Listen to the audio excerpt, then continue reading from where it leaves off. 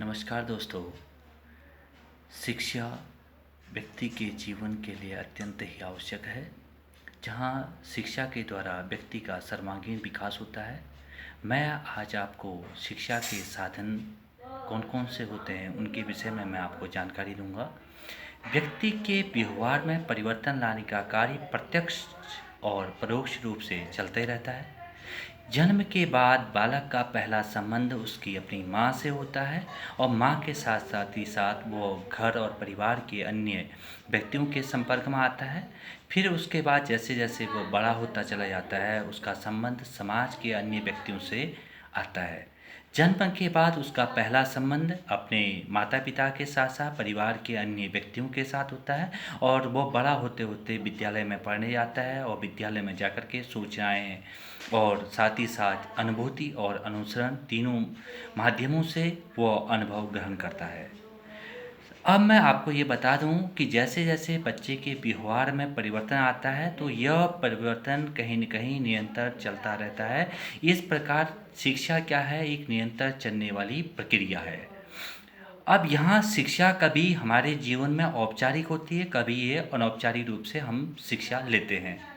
और ये बालक के व्यवहार में जो परिवर्तन लाने के लिए कभी न कभी ये व्यवहार में परिवर्तन प्रत्यक्ष रूप से होता है और एक परोक्ष रूप से हमारे व्यवहार में कहीं न कहीं परिवर्तन लाने का कार्य परिवार और विद्यालय और ये समाज करता है।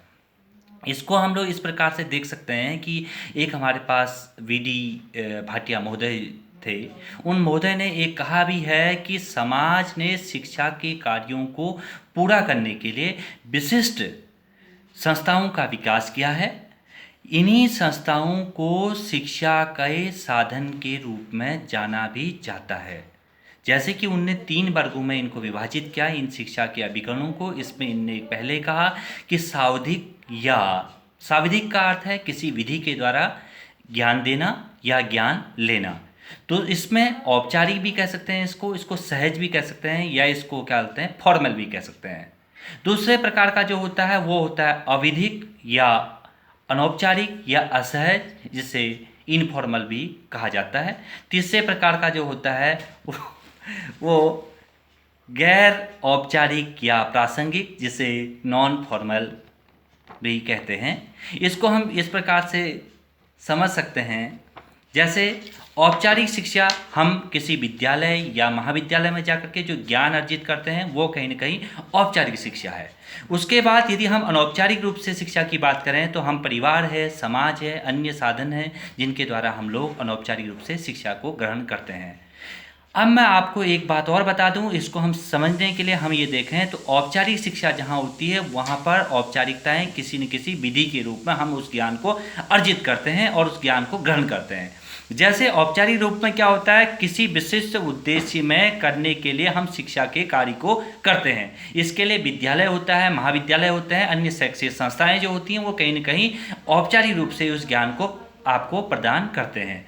और अनौपचारिक की बात करें वहाँ पर कोई विधि का प्रयोग नहीं किया जाता, वहाँ अविधिक रूप से आपको ज्ञान अर्जित करते हैं आप।